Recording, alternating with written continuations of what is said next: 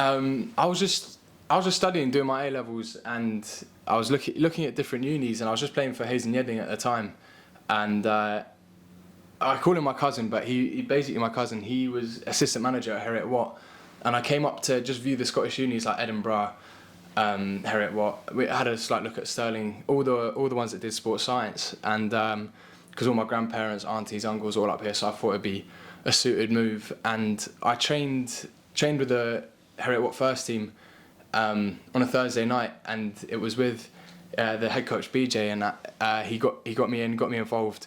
I really enjoyed the session. I did quite well in the session, and he was like, "Oh, we've got a friendly on the Saturday against Pennycook, I think."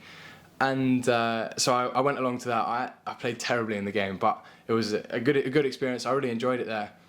And BJ, he put a massive effort in. He managed to get my grade boundaries lowered. So even if I did do badly in my A levels, I was able to go and do the scholarship at Heriot Watt. And luckily, I did well in my A levels anyway. But it just took that stress off my shoulders a little bit when I was going to do the exam. And my decision was kind of made for me as soon as there was a great group of boys.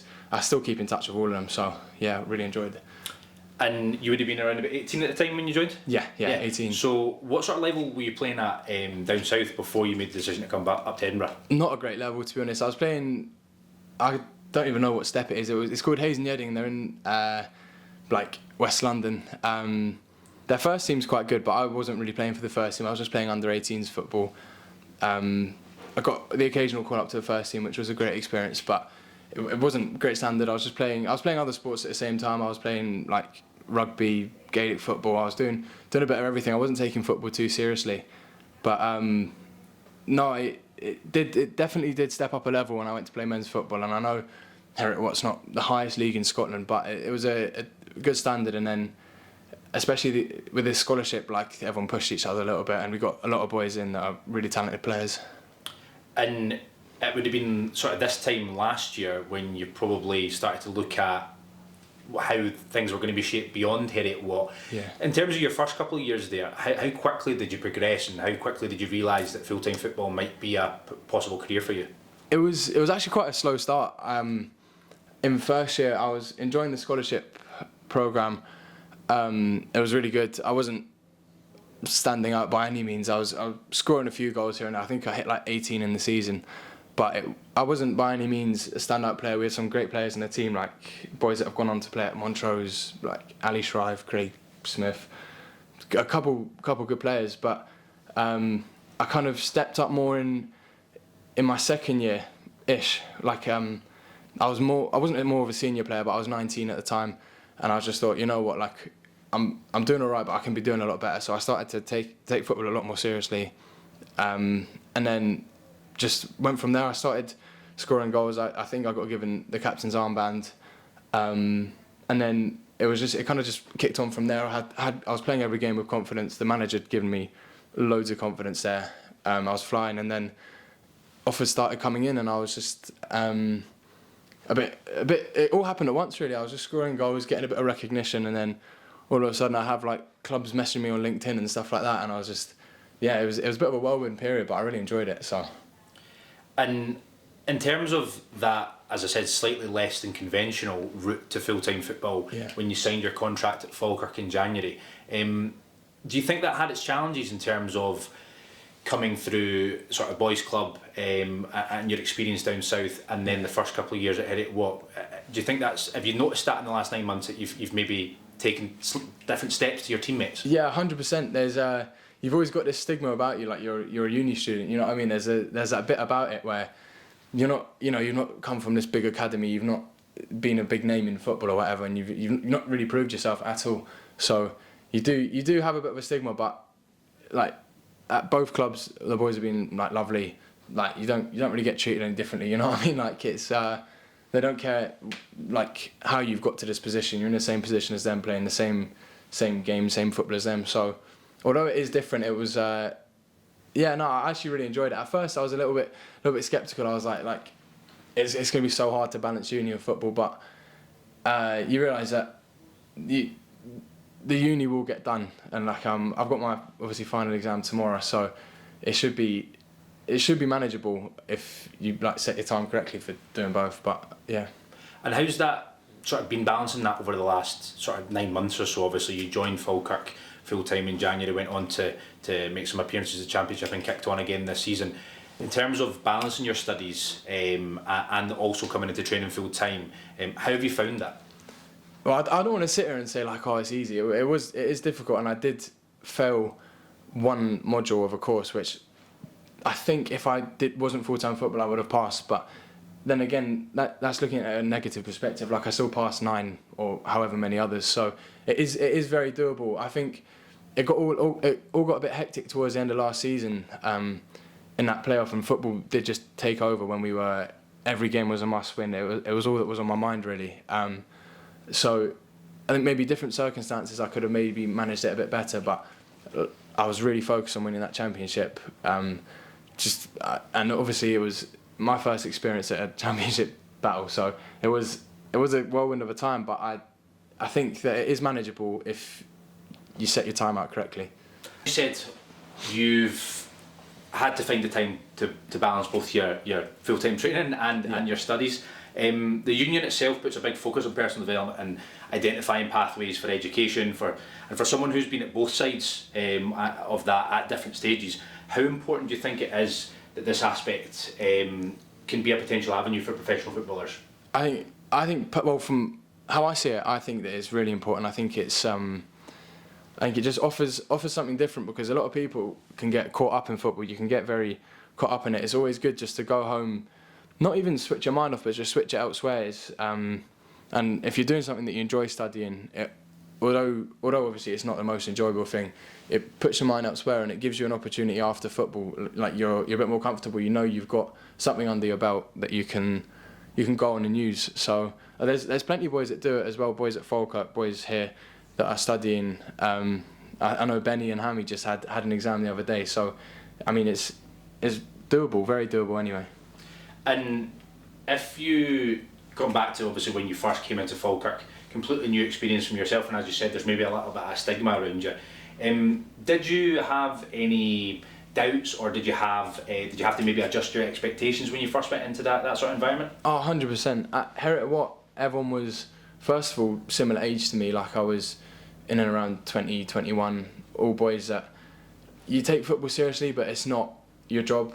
And there was a lot of talented boys, but I was captaining the club. We were doing well. I was like one of the main names at Heriot Watt, and then football, and then you come to professional football, and you're a nobody. You know what I mean? You're a small fish in a big pond. Mm-hmm. So it was different, but I'm not a big-headed character. I knew that I'd have to come and I have to prove myself, and I initially thought that I'd maybe come in and go out on loan just because of the jump in standard, but John McGlynn obviously put trust in me. He's bringing me on in big games and starting big games, so it was quite refreshing just to know that, like, you can do it at a different standard. And then obviously I've just kicked on from there, and I was playing the same standard this year, and it's going well. So yeah. I think during last season, I don't think many other players would have jumped as high as a level as you did. I think you've jumped around about 4 or 5 tiers to get to Falkirk. I think you got a couple of goals off the bench last season, and obviously it was mainly substitute appearances. As you mentioned, very sort of high pressure environment when you're going for the league title. Do you think that's having that sort of being exposed to that environment's helped you this season, because you've started the season very, very well at Dunfermline? 100%. I think there was a period where I was starting must-win games. Like, we played it was Morton away, and they'd been on like a 12-game unbeaten run or something like that. They were playing really well, and we started that game and we won. And you can take confidence from like any games starting, coming off the bench. It's all like last season anyway. It was all a new experience for me.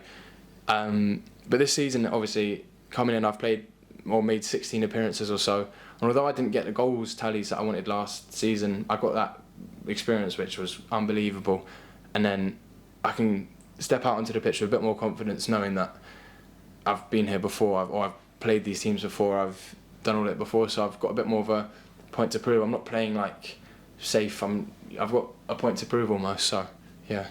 And working under two really experienced managers, John McGlynn, who obviously had a really successful season last season and the season before, and Neil Lennon, who has had huge success in Scotland. How's that been for you, obviously coming under their wing and learning a wee bit more about parts of your game? Yeah, no, it's unbelievable, and you can tell they're both experienced because they both say the exact same things to me about weaknesses in my game, strength in my game, and I think it's almost a blessing being from London because I don't know too much about them, so you almost you hear all these great things about them, and you just know that whatever they're going to say is going to be correct almost. So they have different managerial approaches, but it both works. They're both brilliant managers, so it's quite good to hear, but also frustrating because obviously they both see the same weaknesses in my game that I need to improve. So it's good, but at the same time, like obviously I need to improve on them. So.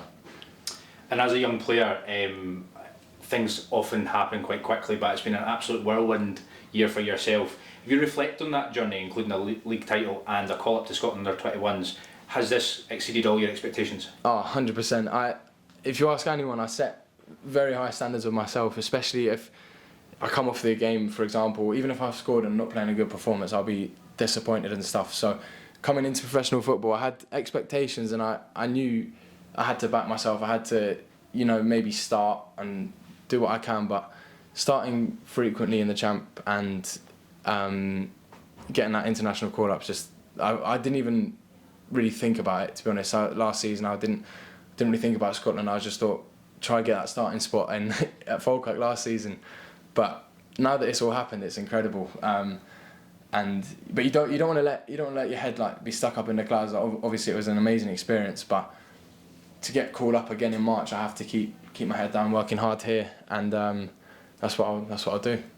And yeah, as you said, they're clearly hungry for more in terms of that recognition on the national level and continue to do your stuff here at Dunfermline. Yeah. You qualified through your dad for Scotland, am I right in saying? Yeah. So is that something that's, you said you weren't really thinking about last season, but is something that ever sort of entered your mind, or did it just completely come out of the blue? No, it has entered my mind, but I didn't expect it to happen when it did happen, because I've just been out for 3 months. My initial aim coming here was just to get fit, get minutes, and then obviously that came with a few goals, a few bits of recognition, and then my dad. I got my nationality changed last year because my he's big on me being Scottish, so I got that changed last year, and then he just said well, now you're Scottish. I think it was actually him or my agent that brought up saying you could play for the 21s, and I was like, well, I could, but I need to keep playing well. And it was after St Johnstone. Well, it was actually before St Johnstone I got the call up, but obviously we had St Johnstone and then went away. And I was quite glad to get that goal on the Saturday, just because when you have that call up, you're like, okay, now I need to prove why I've been called up and all of this. So it was, it all happened at once, but it was unbelievable.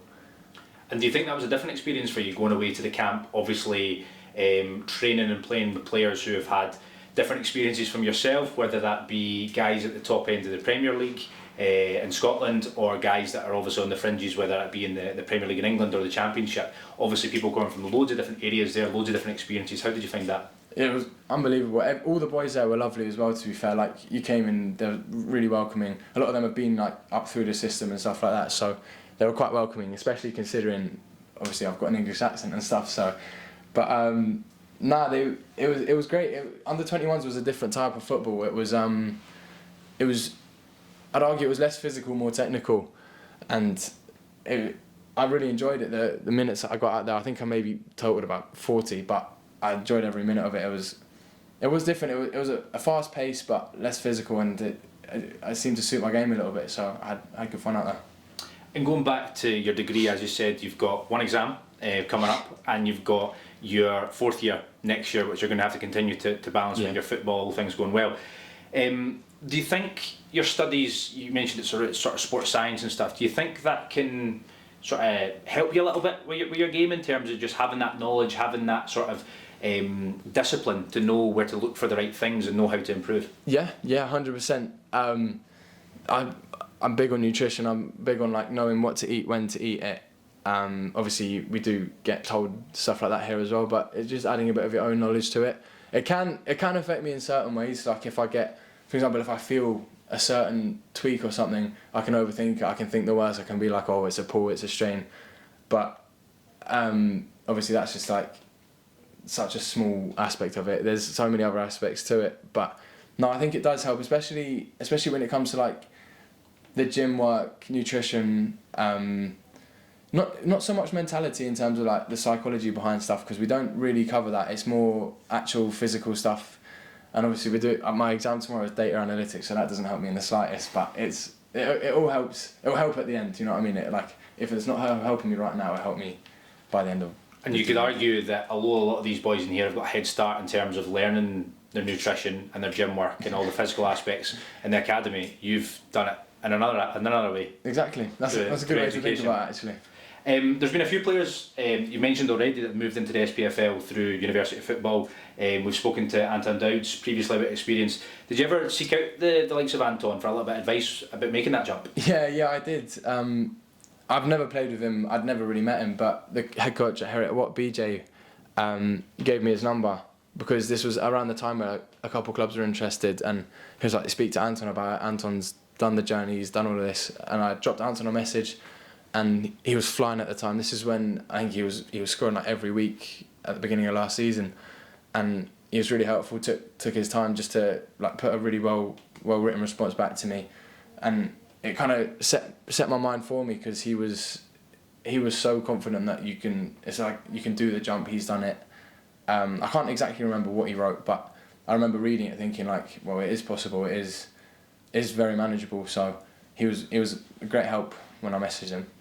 And do you think that his story and now your story can be a source of inspiration for players that are maybe either going through their academic route just now, or even players that maybe drop out of an under-19s or a B team or something like that, and maybe have to take a different step back into full-time football? What do you think about that? Yeah, 100%. I think you'd hope that it's quite inspirational, but you can take what you want from it. But I was speaking to the boys here the other day, like Jez and stuff, and he came through Leeds Academy or whatever, and he was just saying like, isn't that mad that we're both here at the same time, just coming through completely different paths? So it does show that you can go different paths, and you don't need to just be, you know, an academy player doing really well to get a look in. You can come through different pathways, and yeah, no, it does show, because there's other boys at Heriot Watt that can easily do what I've done. They've got more talent than me, more ability. So I'd like them to obviously take a look at it and think I could do what he does and more. So, yeah. Perfect. And lastly, looking back, what key moments or decisions made the biggest difference for you, and what advice do you think you could give to those young players we're just speaking about finding an alternative route? I think it was more of a mentality change, to be honest. I think when I was first doing the scholarship programme, I was thinking, oh, well, I'm playing uni football, it's not the highest standard. But then the coach kind of took me for a chat and was just like, you're not fulfilling like what you could be able to do. And he gave me a few reality checks where there'd be games where I'd be sitting on the bench for 90 minutes just because he's just saying I'm not putting enough effort in, or I'm not working to my maximal like ability. And then I kind of just took that on board, and I said, well, he clearly sees something in me that I'm not unlocking or not seeing. So I just decided to put everything into football when I was 19, so in my second year. I just thought, I'm just going to give this a right go. If it works, it works. If it doesn't, it doesn't. And it did work. So it was more of just to put your mind to it. You've got the physical attributes, so yeah.